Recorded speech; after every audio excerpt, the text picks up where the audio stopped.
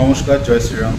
কালকে বিধানসভার প্রথম যে অধিবেশন হলো সেখানে আমাদের বিরোধী পার্টির বরিষ্ঠ নেতা শোভনদেব চট্টোপাধ্যায় বলল তৃণমূলে নাকি অনেকে ঘর ছাড়া, অনেকে অত্যাচারিত, বিজেপির লোকেরা অত্যাচার করছে।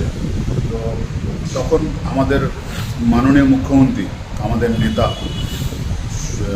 শুভেন্দু অধিকারী কী বলল যে ঠিক আছে, আপনি যখন বলছেন যে আপনাদের ঘর ছাড়া, তাহলে আপনি একটা ডিজিপিকে লিস্ট করান, কারা কারা ঘর ছাড়া লিস্ট করে পাঠান।